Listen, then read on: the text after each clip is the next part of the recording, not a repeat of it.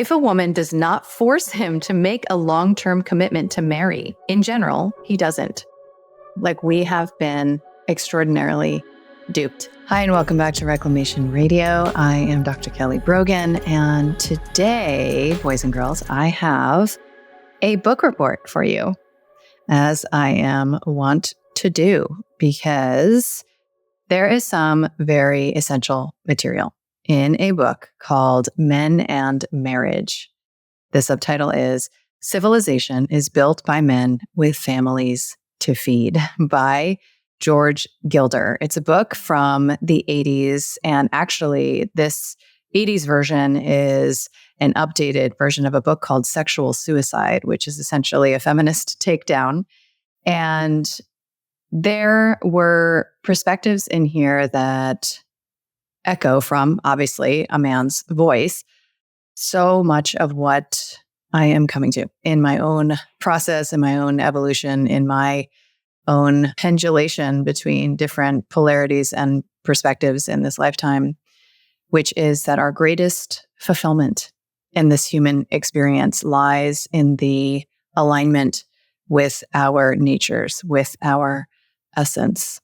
And it doesn't mean that we can't cultivate the antithesis, right? The polarity. But I do think that there is a beckoning, an invitation that is calling us back home to our native roles.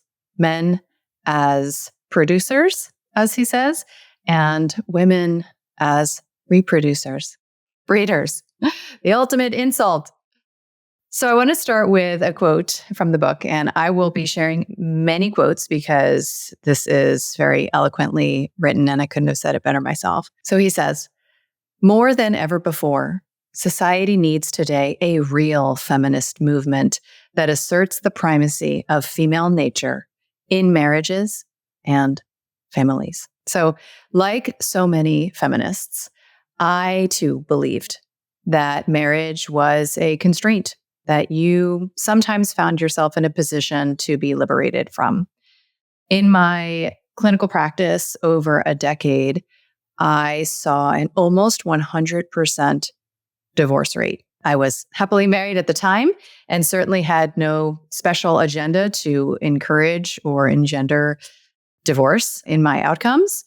I observed it and I made sense out of it by considering the possibility that these women were medicated at some stage in their lives, which arrested their development. And as they began to integrate whatever was left by the side of the road, they would turn to their partner and say, well, I don't know if I would choose you in this current incarnation. So it just made sense to me that there are some relationships that remain at the headstone of your former self. And I thought of this as a fact of modern life. The impact, however, of sexual liberation and feminism on sex roles, what we perceive to be normative, what we value, and the confusion that we experience as women in heterosexual relationships, where we are not really sure whether we would rather be respected or cherished. The impact of these movements is not to be underestimated. And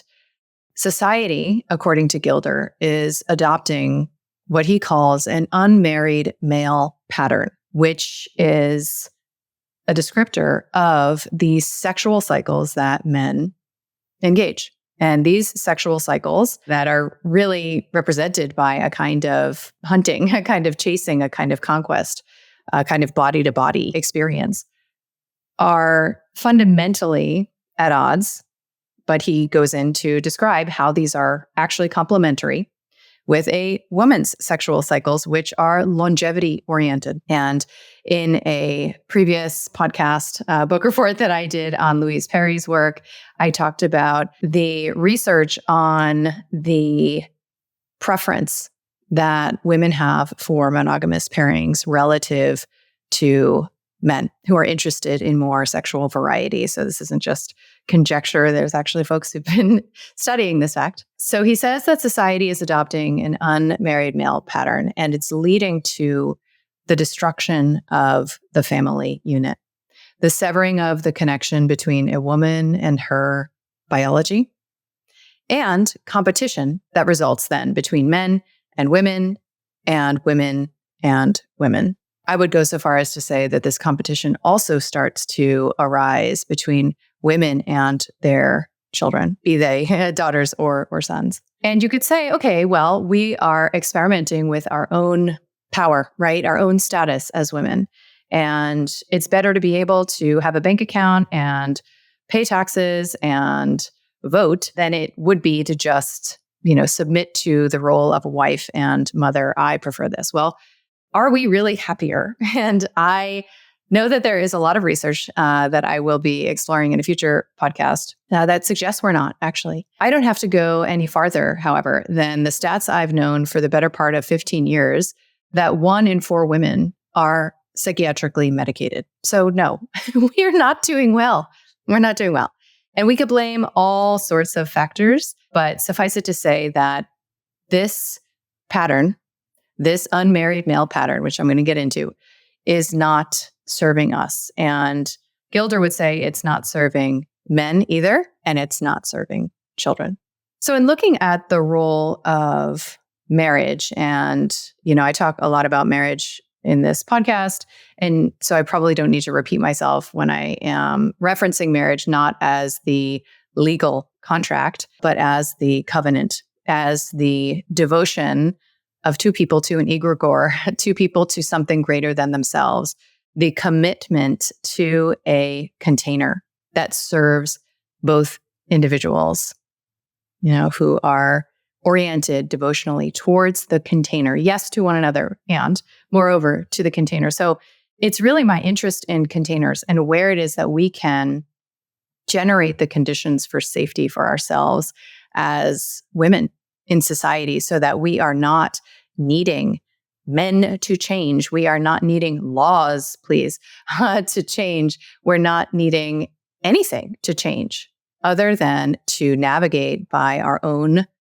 intuition, our own desires and preferences, and to align with our choices. So aligning with our choices to commit to specific men, aligning with our choices to have the children that we ultimately birth, and to resolve the gaslight that says we can be career women providers and also mothers and also wives. So in my interest in these containers, marriage is a ready source of that kind of energy in our lives, right? So the concept that marriage serves, right, that it serves men, women, and children, and moreover, it serves civilization, it serves society so that we can walk safer in the world.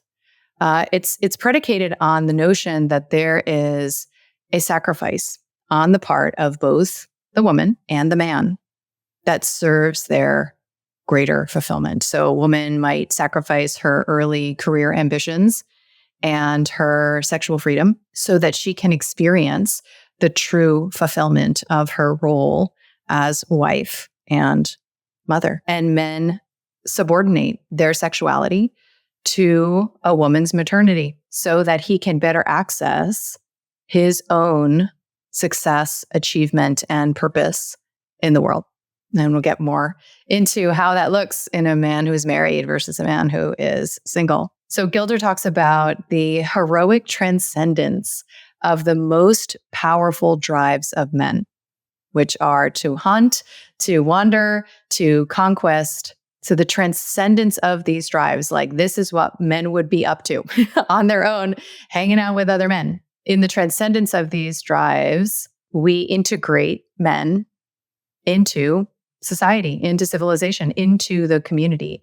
And he says that it's family that integrates men fundamentally into the community. So he says, marriage asks men to give up their essential sexuality only as part of a clear scheme for replacing it with new, far more important, and ultimately far more sexual roles, husband and father. Without these roles, a woman can bear a child, but the man is able only to screw. He can do it a lot, but after his first years, it will only get him unthreaded. And in the end, he is disconnected and alone. In his shallow heats and frustrations, he all too often becomes a menace to himself and his community. So CMOS has become quite a thing lately, and I love myself a therapeutic food over a supplement any day. But there's CMOS, and then there's my fave, Samadhi CMOS. So most people don't realize that mineral deficiency is one of the biggest drivers of imbalance, whether you're experiencing that as fatigue or weight gain or cravings. So unless you're growing your own food, it doesn't contain, almost by definition, the spectrum of minerals that our ancestors enjoyed. So that's why I am excited about Samadhi CMOS. It's not your typical store-bought, rope-farmed CMOS. It's 100% wild, and it's harvested by Caribbean divers from super clean waters, ensuring purity and also ecological respect. It contains over 90 bioavailable minerals and vitamins, many of which are hard to get even in a very high quality diet. Plus, it's a natural collagen booster and prebiotic, making it an effortless way to support the gut, your skin, and your overall vitality. So I take 1 to 2 tablespoons a day in warm water that I also put a little bit of sea salt in and lime or lemon. Key lime is actually my favorite. And I noticed a shift in my digestion after just a week. The best part is that it tastes like nothing, which makes it super easy to add to your routine. So if you want to experience the benefits yourself, Samadhi is offering 10% off with the code Kelly10. Check out the link in show notes and enjoy. So what is a woman's role? This is mostly what you've heard me focus on in The Reclaimed Woman and in subsequent podcasts, is on a woman's power to cultivate the experience relationally that she wants to have with other women, with her man, and with her children, without those folks being involved, right? Without needing to get them to see or understand that we have this power. And part of accessing this power is understanding where our responsibility lies. So Gilder talks about women as being sexually superior because of the role that we play in the fabric of society and the capacity that we have to integrate these men into families and therefore society, to inspire in them purpose-driven behavior that contributes to all of our lives. And the dependency, fundamentally, the vulnerability that men have when it comes to the life cycle, right? That we can largely do it without them for the most part, right? And that it's a dispensable role, like any man's sperm will do, kind of a thing, if we don't appreciate the synergy and the capacity for complementarity that we have as men and women. So when we imagine that our responsibility and our role is to act as providers, to bring our half or our whole to the table in terms of our productivity, when we imagine that it is our responsibility to express our mission, our purpose, and to uphold these fundamentally masculine values, we are devaluing a man's role. So he says, if society devalues this male role by pressing women to provide for themselves, prove their independence, and compete with men for money and status, there is only one way equality between the sexes can be maintained.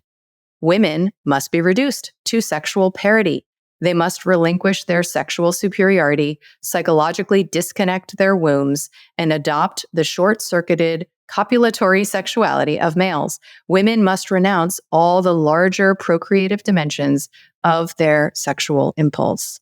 In a podcast that I did with Omer Pani, he talked about what an extraordinary agenda is behind divesting the females of a species from their responsibility for the future of said species, to turn women against their role as mothers is the ultimate in disconnection from our female essence. So he talks about this disconnection from our wombs as being a necessary byproduct of our allowing ourselves to be colonized by male values and to bind ourselves to the goals and aspirations that those values uphold.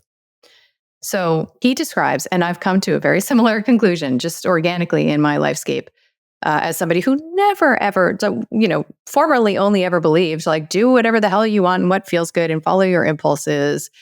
I have also, experienced the kind of status as a credentialed MD and a successful business owner, the kind of status that independence and self-sufficiency promise to confer, that is really prized by the contemporary feminist perspectives. And so, I have a podcast called Reclamation of Courtship where I talk about what I have come to understand as our role as gatekeepers, our role as guardians of our own sexual energy and specifically access. So if we have a responsibility not only to ourselves to only have sex with men who fit the father provider archetype, but also to society, also to men, right? So that's mostly what this book is about. And I love, it's probably one of the first books that I've read by a man on this subject, but I love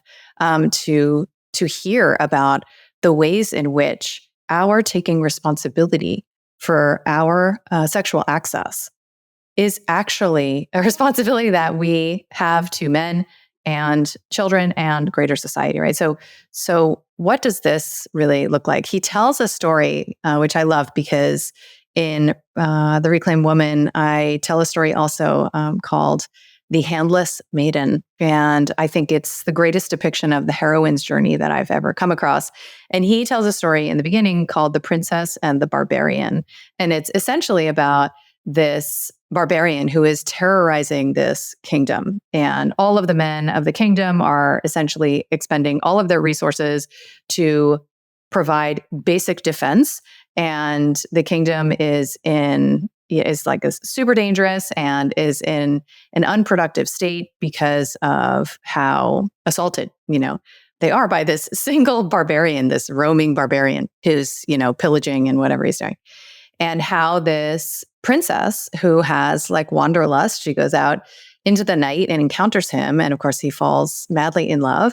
And she limits his access to her, right? And she says no, this sacred no, until and if he begins to civilize himself. So he, instead of being this nomadic warrior and somebody who's conquesting and hunting and stealing, he begins to farm and he builds a cabin, and ultimately they become king and queen and the entire kingdom thrives, right? So this role is one that has been entirely inverted by the sexual liberation movement that suggests that we should find the same pleasure that men do when we fuck like them, right?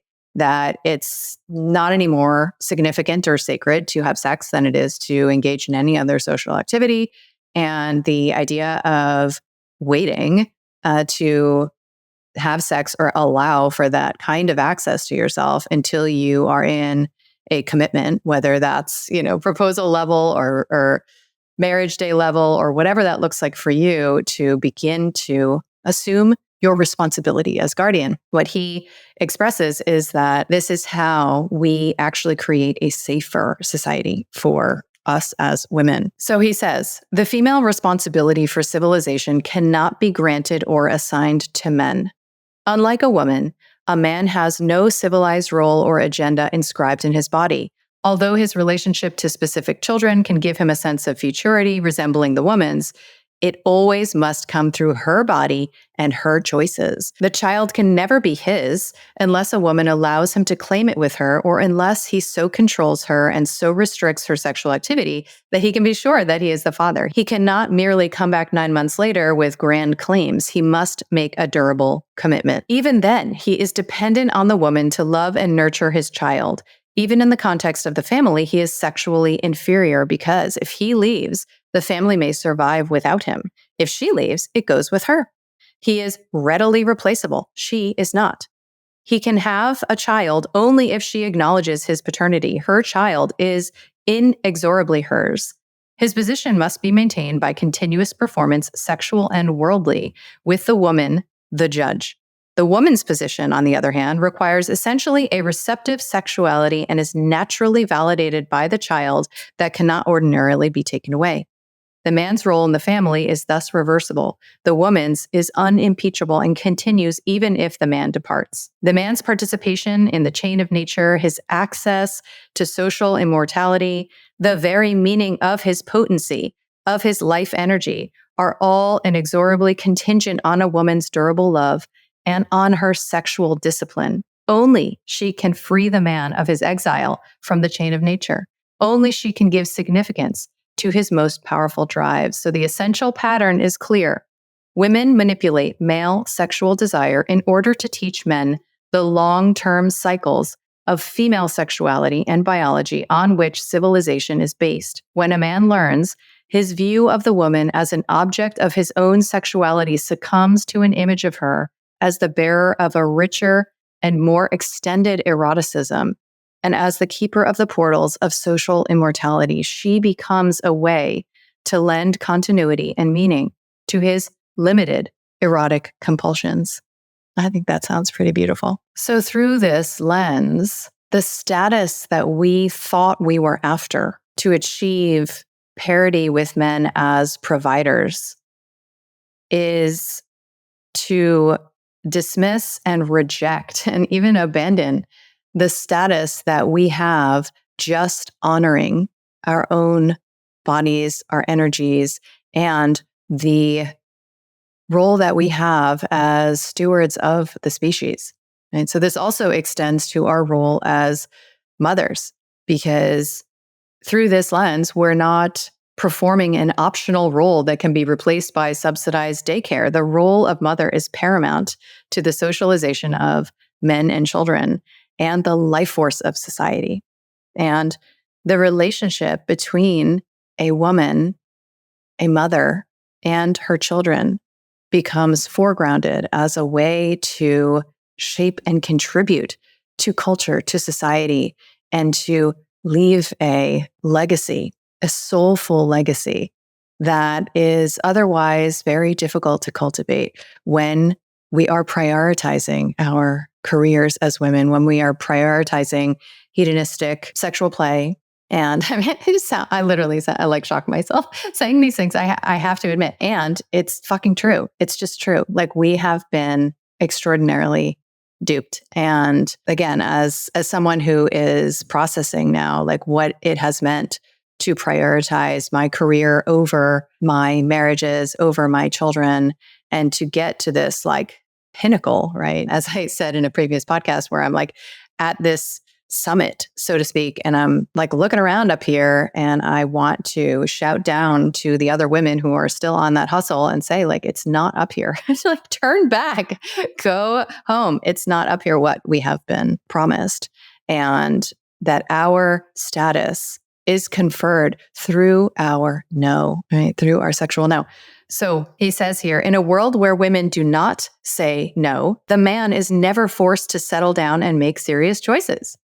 Right. So this is how we are contributing to, a land of man children, right? This is how we are contributing to all those toxic narcissists, right? This is how, not only in this, but in other ways, we are feeding the beast that then we feel chased and haunted by. So the companion, community, and program to my new book, The Reclaimed Woman, is called Reclaimed. It is a step-by-step 6-week approach to love your shadow, embody your feminine gifts, and to experience the specific pleasure of who you are. If you have followed all the good independent girl rules and you still feel overwhelmed, resentful, and disappointed, you may think that you need to practice or learn or study how to be more soft, slow, abundant, and pleasure-led as a feminine woman. Or you might think that you have to be brave and courageous and finally stand up for what's yours. But the truth is that chasing femininity and fighting for power will just leave you more wired, judgmental, and disconnected. there's a plot twist, a big reveal, and a hidden path that does not require rose petals and goddess circles or declaring yourself a queen or learning the tricks of a high-value woman. You need a huge permission field that can be conferred by other like-minded and hearted women. And perhaps my fairy dust to help you remember who you are. I want you to imagine what it would be like to feel a rush of pride as you decline an invitation without a trace of fear or defensiveness. Or to sip your tea as you watch your husband fix the door hinge, feeling like the prize who won the prize, remembering when you used to think that you needed to show him how to do everything right. Or to feel the breeze move over your body and a wave of pleasure roll through you, opening your eyes wider to the dancing leaves and the light fragrance in the air. Or to wait in the car line for your kiddo, hear your phone ding with a notification and smile that you're making 3K while mommying. Or maybe to feel the charge of a trigger move from your chest down to your stomach, letting it swirl until a smile creeps onto your face because you know now exactly what you need to create from this energy. Or maybe to never be afraid of symptoms or illness again because you know that your body does not make mistakes. Let me show you how to claim the confidence, creativity, and pleasure that are already there, awaiting the safe conditions to emerge in 6 weeks. The link is in show notes. I will see you in there. So he says, his sex drive, the most powerful compulsion in his life, is never used to make him part of civilization as the supporter of a family, if we don't say no. If a woman does not force him to make a long-term commitment to marry, in general, he doesn't. It is maternity that requires commitment. His sex drive only demands conquest, driving him from body to body in an unsettling hunt for variety and excitement in which much of the thrill is in the chase itself. The man still needs to be tamed, right? So we are, in our gatekeeping of our own sexual access, the portal through which a boy is matured into a man, and a man who does all these extraordinary things for us, like what he writes here. So he says, men must give their lives to unrelenting effort day in and day out, focused on goals in the distant future. They must create new technologies faster than the world creates new challenges. They must struggle against scarcity, entropy, and natural disaster. They must overcome the sabotage of socialists who would steal and redistribute their product. They must resist disease and temptation. All too often, they must die without achieving their ends. But their sacrifices bring others closer to the goal. Nothing that has been written in the annals of feminism gives the slightest indication that this is a role that women want or are prepared to perform. Amen. The feminists demand liberation. The male role means bondage to the demands of the workplace and the needs of the family. Let me say that again for the people in the back. The feminists demand liberation, right? And we say we want what men have. Okay, well, the male role means bondage to the demands of the workplace and the needs of the family. Most of the research of sociologists complains that men's work is already too hard, too dangerous, too destructive of mental health and wholeness. It all too often leads to sickness and worlds of pain, demoralization, and relatively early death. The men's role that feminists seek is not the real role of men, but the male role of the Marxist dream in which society does the work. So he and others talk about the henchmen, essentially, there are many, of this feminist and sexual liberation agenda, which is the role of statism, of these kinds of Marxist ideals, where, quote unquote, society plays the essential woman and man roles so that human beings, sexually indistinct, can just become better cogs, right? So this concept of burogamy is where the state actually becomes the provider to single mothers. So when women are incentivized to have illegitimate children so that they can get support that surpasses what most men in their demographic could offer, these men are cuckolded, right?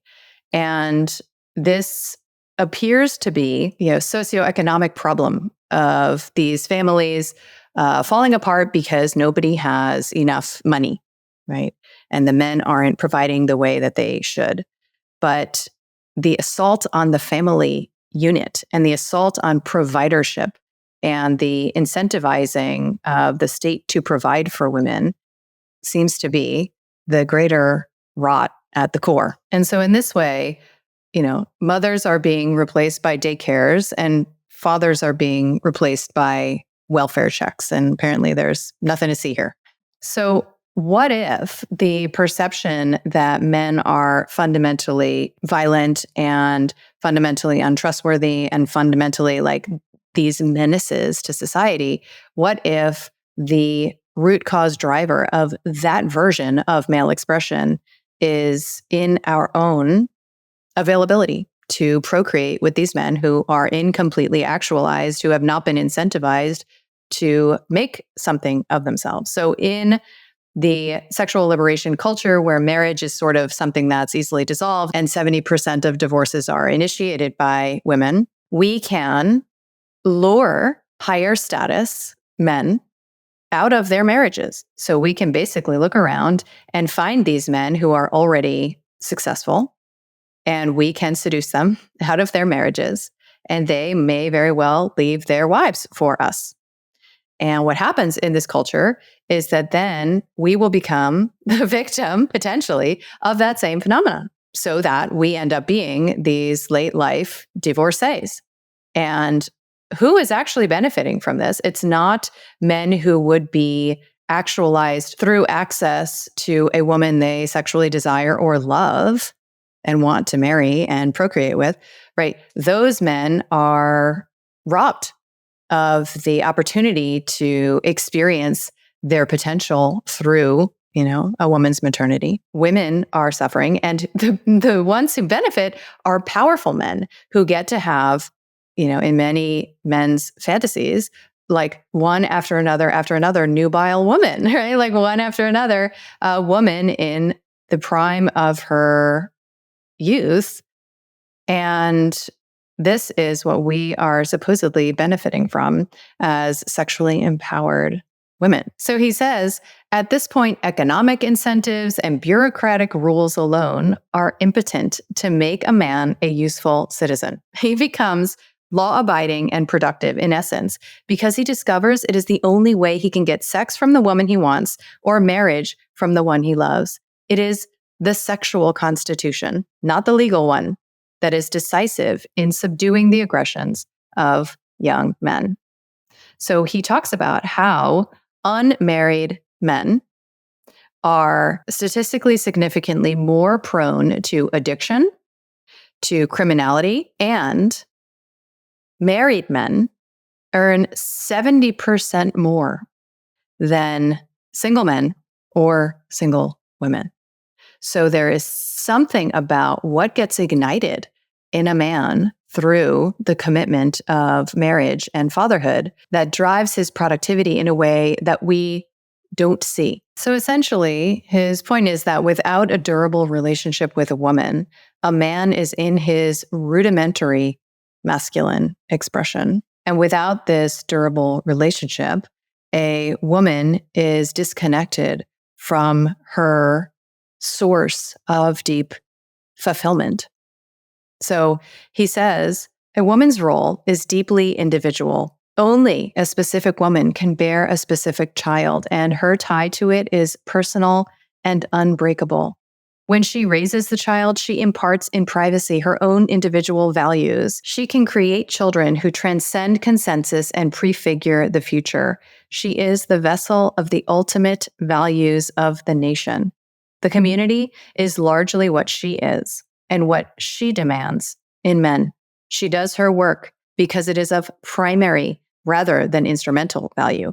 The woman in the home with her child is the last bastion against the amorality of the technocratic marketplace when it strays from the moral foundations of capitalism. He says, a woman's moral sense is not merely an equal counterpoint to masculine ideals, stemming from her umbilical link to new life itself and from a passionate sense of the value and potential of that life. The woman's morality is the ultimate basis of all morality. The man's recognition of the preciousness and equality of individuals is learned from women and originates with the feminine concern for relationships beginning in the womb and at the breast.